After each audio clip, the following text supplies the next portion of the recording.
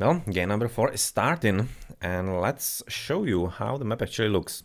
Ta-da! This is how it looks. We are having corners with the water in here, and right off the bat, this is kind of funny spawn, of course, for Aramis. As he's having a bit of a own peninsula in that. This is really kind of unusual. You can see there was a bit of an attempt at that on the right for Bullet as well, but it seems to be a bit different.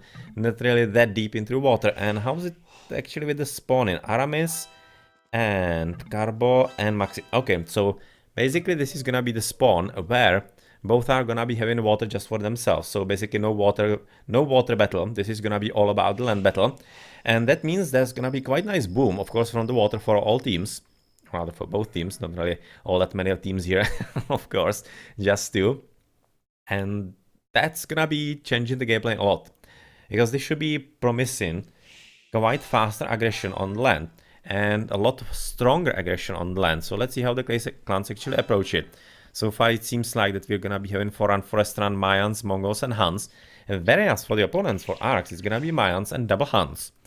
So how are they actually positioned? Huns on the flank and the Mayans are in the pocket. Well, that's not exactly ideal. You would be kind of wanting to have the Mayans on one of the flanks.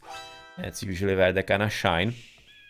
Well, especially Huns shine in pocket, so that is the main reason why it's not exactly ideal for them. But for the opponents, how is the placement? In the middle, it's purple and it's a Hun. Okay, so RFRs are gonna be having a Hun pocket with a boost from the water.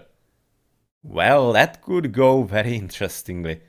That could go so bad for Arcs if this is executed properly by Bullet. So, yeah, Bullet, it's your time to shine. This game could be yours if you execute properly, because really Han with a boost from the water in the pocket, well, I would kind of like to see Winchester here, because that would be exactly game for him. I do remember him from playing a few Han pockets in the previous seasons, and he was always the one to be basically most afraid of in that kind of position. But well, we're gonna see how Bullet does, if he's gonna be comparable to that expert player, being a skilled player himself. But yeah, already villager coming quite far forward. That's gonna be one boar stolen. And he's actually gonna be trying to steal like 2 boars, or what is he gonna do? Because the villager is coming on a very interesting position. And I'm almost thinking, oh well, that kind of sucks that he attracted the Wolfie, but he's having loom, so it's okay. But I'm kind of thinking that he will try to sneak either a land building somewhere about here, which is something that happens on maps like these, because it could be a huge surprise to your opponent. Or he could be trying to sneak a dock in there. If that is the case, then the second Wolfie is not gonna be a big help. He's still having enough hit points to actually survive him, but yeah, overall, not exactly huge. But let's just follow this villager. This is really interesting what Darkwise is gonna be doing with him. Not really certain yet, otherwise, of course, the boars are coming under the TC. Nothing unusual going on in there. Not even a stealing is going on, of course, from either side. He's already second boar also. And since the players are so close by, this is probably the reason why they went with the boars so soon. And well, they of course don't have all that many sheep either. Apparently one of the scouts dead. He's looking like a yellow scout. As there's a bit of help, of course, from Aramis that is gonna be landed in that position, as the villager and the eagle warrior are still coming in there. And yeah, this is looking like a sneak. This is looking like a sneak on the water. As Purple is already right now basically signaling where he is and what's going on and whatnot. And yes, this is a sneak on the water. And another Wolfie. Kinda sucks. But with having the eagle warrior as a protection nearby, this is gonna be working. Anyway. Yeah. Ha! I'm so curious how this is gonna go. I'm so supremely curious. Because that should be a huge surprise to your opponents. They probably won't be producing all that many dogs. Well, Carbo will be producing dog, because can you see where he actually built this dog? Like, can you place a worse dog than this? Fortunately, he cannot really do much about it, because of course he doesn't see it before he places it. So he cannot know that actually this map is looking this funny. So it's kinda just basically funny, funny end to all of his nicely thought ideas. And what is actually this villager right now doing? Like, why? Yeah, he's gonna be just building the house in there, maybe a few houses here and there, and probably gonna be trying to keep himself alive, so that he can produce maybe even second or third dog. And yeah, he's gonna be trying to basically stop this in earnest and basically as soon as possible. Whereas, well, they are probably gonna be having their docks just to themselves. You can see Spaden and Bullet in there, and nobody trying to sneak through the middle, or rather through the bottom. Interestingly enough, it's looking that basically both of them are gonna be heading for some kind of similar situation, as the Drush is already coming for Maxi, that basically two players are playing on water, whereas one isn't. That seems to be the same on both sides, for both clans. This Drush, is it gonna be a problem? I exactly don't think so. Spaden should be able to handle that as a Mongol, because he's already in the feudal age just about now, of course advancing fast. And that is a civilization that of course Arcs don't have, because they went for the double Han, and that means they cannot really advance it fast themselves. So they need to be kind of fast castling and whatnot. That's gonna be the Han. Maxi is gonna be trying to probably fast castle, that's why he's going for the Drush. And hoping that he's gonna be delaying the economy significantly for Spaden, but doesn't seem to be happening all that much. You can see even extra palisade is gonna be coming up in the middle to try and, well, stop everything. Kinda bad idles in here for Spaden. They are standing there for quite some time already. But he had a bit more important things on his mind, like for example finishing with the walls in there. So Drush coming back home, not gonna be having luck with anything at all. And of course the water economy for Arc Device is coming up, even though this is not exactly meant like that. So it's still basically two players on the water, even though this is gonna be more for some kind of aggression rather than booming. Yeah, so just basically two strong booms were planned for both clans. But yeah, you can already see that this is gonna be a big problem. Big problem for Arcs, because they're absolutely oblivious to any kind of idea like this. They cannot even fathom some kind of idea like this. And I'm just kinda curious what's gonna happen with the messages once they discover what has happened to them. Because it's already gonna be way too late, as Dark Device is gonna be on top of them, probably with a few extra docks, I would be expecting, because why not? But he will also need some kind of assistance at this point, because of course Carbo is getting ready to attack him on the land, and since the opponents are so close on this map, so close to each other, he will need to produce walls and towers. Towers exactly. With the front gold he definitely will need to, and the front resources are here also for the opponent, so it's kinda the same in here, not much of a difference. So second dock, Gala is already coming there, one dock here, one dock there, yes, absolutely thinking that that's not gonna be happening any kind of water fighting at all this map. Yeah, well, they couldn't be really more wrong. But village coming forward from Aramis. Is it gonna be, well, if it was trash, it would be a few more villages, so it's not a trash. You can see it's already nicely walled in the middle. Gonna be securing it through a bit of walling, so he's apparently gonna be slinging, I'm thinking. Because why not? He's having the two Huns in there, so I'm really thinking that's gonna be the idea. But here we go, the dock is gonna be coming for Aramis as well. And yep, unfortunately for RFRs, they're gonna be falling prey to exactly the same. But maybe a bit later, already you can see that the units are there and they're gonna be stopping the economy. So Aramis' sling is not gonna be as strong as he was probably hoping for. He will have to fight a bit sooner inside his own waters. But of course this is still gonna be working, because the opponents are unaware of some kind of sneaking like this either. As well, plenty of scouts are already present all around Maxi. And since Maxi, basically his defense is only those Drussian militias with one spearman in there, it's probably not gonna be all that enough, especially since he...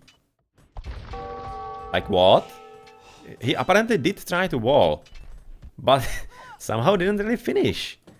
Oh well, that's costly. 2 villages dead at this point. That's not good news. But it's probably gonna be overcome by slings, so kinda who cares at this point. It's probably not gonna be as major as it otherwise would have been. This is also still kinda wide open. You can see there is a way through.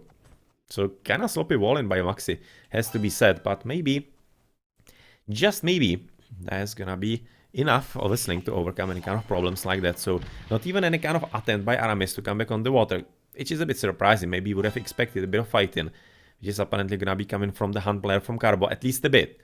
At least a bit, to force the opponent into something unusual. And the way the island actually is, he could be even landing somehow funny in like this corner of the map. And surprising even from the back. Interesting. Interesting, as the walling is right now underway for Carbo. Otherwise he hasn't been able to do anything at all, just now producing some first units on the right side. Castle is just now for Maxi coming in. But yeah, well, those scouts already did their damage. And those Drushers are probably gonna be alive for quite a bit longer, as Aramis is tributing to Maxi. Yep, he is going to be slinging him. And Maxi is definitely gonna be needing that. Otherwise, of course, the boats are gonna be the same on the right flank.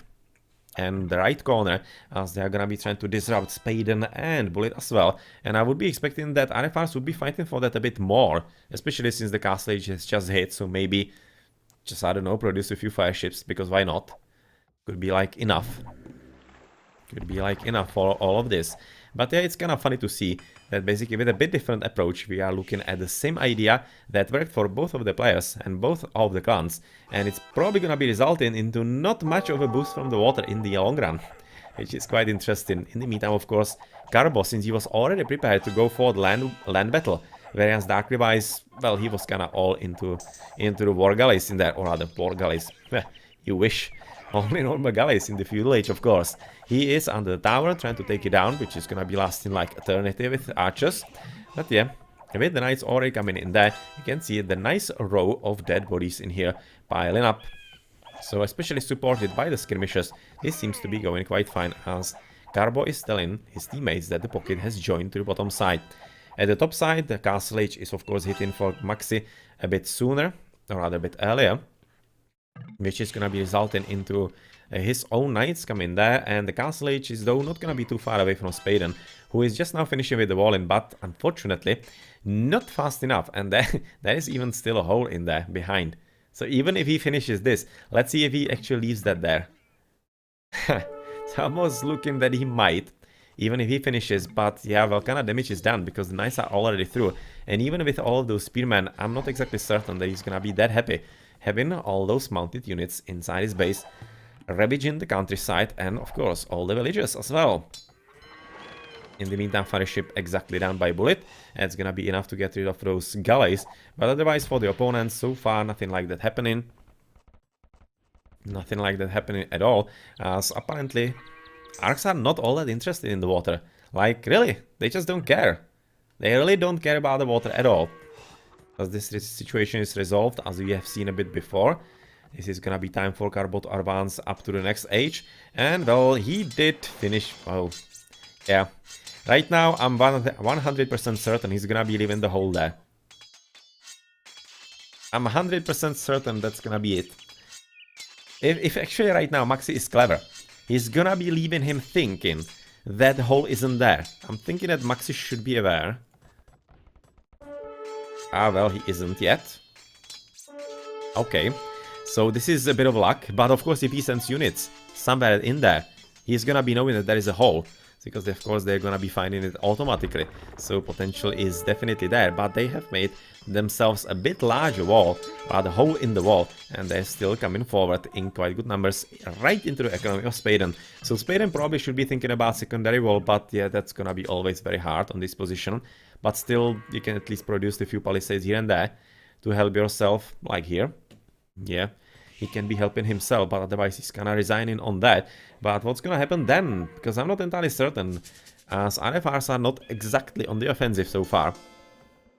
They are not exactly attacking in here, as the only units from Bullet are just basically running around and probably gonna be attempting to prevent any kind of reinforcements and help his teammate, which is kinda making sense at this point. But Spaden already has plenty of camels, so maybe with at least a few monks, which are gonna be coming up through the monastery, then yeah, it could really be working in here. It could be in the end working, if the cooperation is gonna be enough with Philosopher.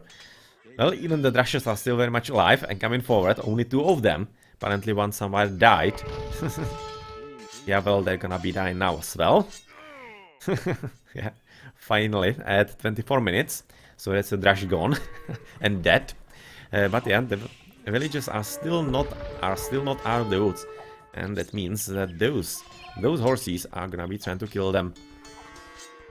And quite successfully, so it seems like he's gonna be dropping the villager count for Spaden quite significantly at this point, as Castle Age is coming for Dark Device, which is very important at this point, because he is definitely using the opportunity to take the fishies from the enemies, and to be honest, he could be quite dangerous from this position, because at this point I'm expecting him to actually establish himself here with military buildings. Like, what is he actually, Mayan? He could be dropping a castle somewhere here. Let's switch into Dark Device. He's getting up there with the stone, which is more or less for TCs at this point, not really not really the town center all that much. You can see he's produced plenty of towers to protect himself from all the raiding, from Carbo, as Carbo is arriving in there right about now as well. And the castle, well, in the meantime, he did have enough stone, so it's coming down as well. That should be working for him. Maybe there are gonna be a few losses here and there, but it shouldn't be all that problematic, especially if a few more skirmishes are being made. Well, apparently not. It's gonna be all about the castle. Gonna make sense at this point. But much more importantly, still the knights are all over Spaden, and also so are some of the crossbowmen. They were also making their way inside his base. But yeah, that's not much of a surprise in the end, because that's a nice show point. Because you mustn't forget the fact that Dark Device and Bullet, they are basically not walled at all. They are not walled at all, and oh well. This one villager who actually built this dog has also built a tower. And maybe there's gonna be a bit more in him if he is not killed by all those knights. Let's see if he survives. Oh well, he can actually hide, so he's fine. He can hide there quite fine, and this is exactly the power of a choke point for crossbowmen. And poor knights, just unable to get there. Quite heavy losses, of course, for the mounted units, but in the end, they're gonna be killing them. It's gonna be quite costly to all their efforts. In the meantime, still a few galleys are present in there from Aramis, as also are some fire ships trying to find them from Bullet, as of course Red is all over the place with all the galleys, trying to control his opponent as much as he can, and it seems that this is almost landed. That it actually bugged onto the land. Maybe it did, maybe it didn't, not entirely certain. And it's at any rate quite interesting. And what is also important about this is that as long as Dark Device actually controls the water, he is having an opportunity to use the transport boat and right into the middle, right into the heart of the enemy, into Aramis, into his base. And I think that's something they should be really considering at this point. Yeah, well, that's a nice wall, if it wasn't for this, of course. So kinda thought better of the wall, and it seems like. But of course right now he's under pretty heavy attack because the castle has been finished for Dark Device, and he is coming into his strength. With the Mayan, with the plumed archers. And not only is he controlling the enemy water, he is also apparently gonna be controlling the enemy economy very soon as well. He's of course gonna be needing a bit more siege workshops. Apparently even Bell has been used. Well, that's a rare sight in an expert match. And a rare, how to say that, sight for like hearing. Rare sound, probably. That's not exactly what I want to say, but at any rate, let's go back to the game, where the plumed archers are in good enough numbers, but still this could be overcome by Carbo, by some good shots and by some good micro-aim, because of course those guys are pretty mobile. But otherwise, Yellow is also helping a bit, trying to get into Spaden's base, but it seems like that Bullet and Spaden both have finally finished with the wall in, and the hole is still there. Yeah, this is gonna be there for the rest of the game.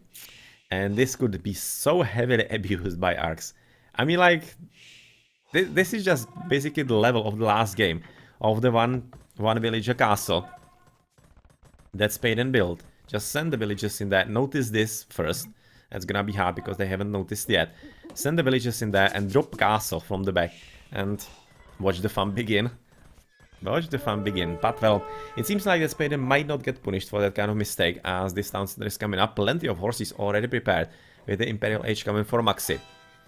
Otherwise, War Galleys for Dark Device, so he's really meaning some serious business because the towers are coming up. And does he have Cannon Galleons as a Mayan? I don't think so. No, he doesn't have Cannon Galleons, so that's a huge luck. That's a huge luck, of course, that it's a Mayan.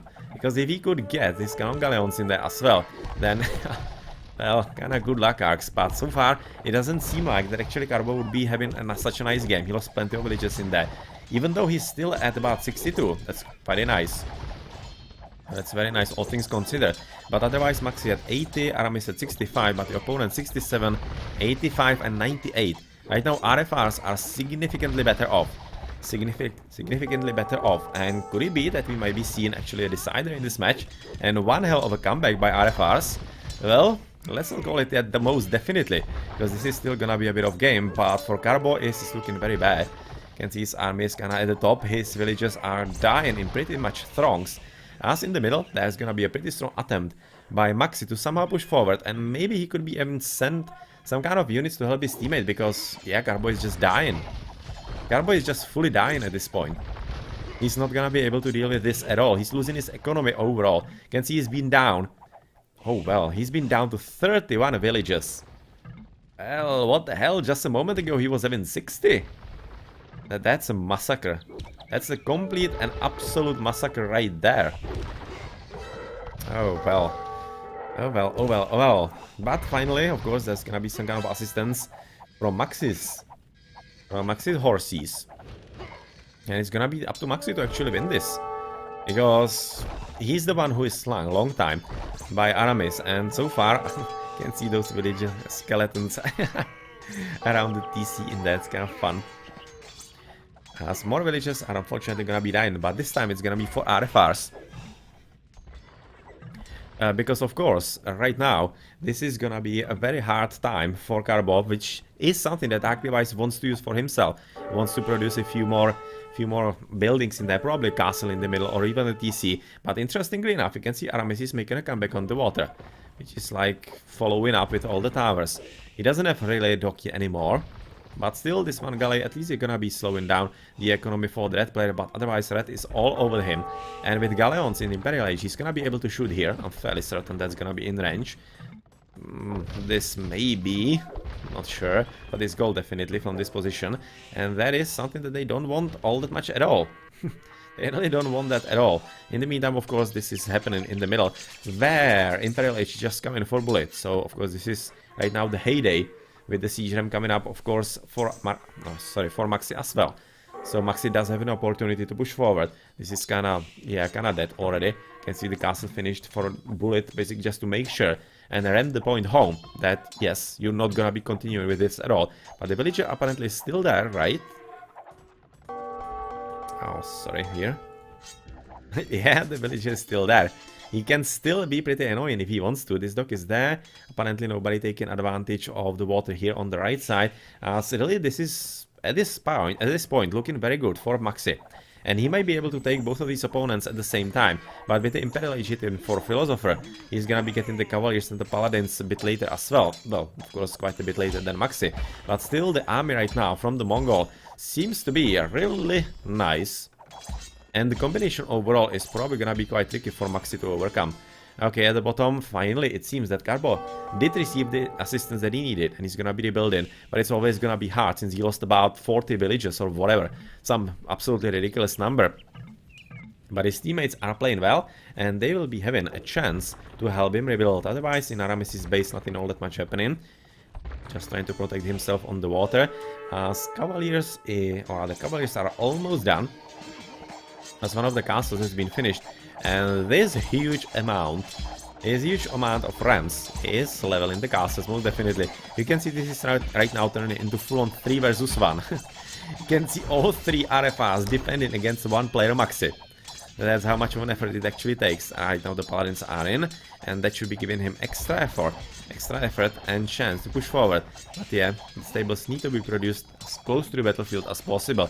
And much more importantly, he needs right now to produce some new siege, because he doesn't have them anymore. Blast furnace for a Philosopher. That's gonna be better horses, of course.